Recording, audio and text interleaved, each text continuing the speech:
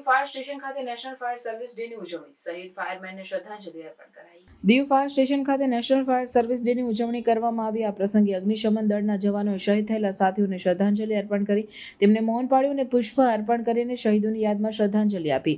આ દિવસની ઉજવણી 14 એપ્રિલ 1944ના રોજ મુંબઈના વિક્ટોરિયા ડોક ખાતે થયેલી દુર્ઘટનાને સ્મરણમાં રાખીને કરવામાં આવે છે. ત્યારે ફોર્ટ સ્ટીકન નામના માલવાહક જહાજમાં લાગેલી આગને કાબૂમાં લેતા 66 ફાયરમેન શહીદ થયા હતા. તેમના બલિદાનને યાદ કરીને દર વર્ષે આ દિવસે નેશનલ ફાયર સર્વિસ ડે તરીકે ઉજવવામાં આવે છે. દીવ ફાયર સ્ટેશન દ્વારા આ પ્રસંગે ફાયર સેફટી અંગે જાગૃતિ ફેલાવવા માટે વિવિધ કાર્યક્રમોનું આયોજન કરવામાં આવ્યું હતું. ફાયરમેનોએ આગ લાગવાની સ્થિતિમાં કેવી રીતે પ્રતિસાદ આપવો અને સુરક્ષા ઉપાયો અંગે માહિતી આપી હતી. આ કાર્યક્રમો દ્વારા સ્થાનિક નાગરિકોને આગથી બચવા માટેની તૈયારી અને જાગૃતિ વધારવાનો પ્રયાસ કરવામાં આવ્યો હતો.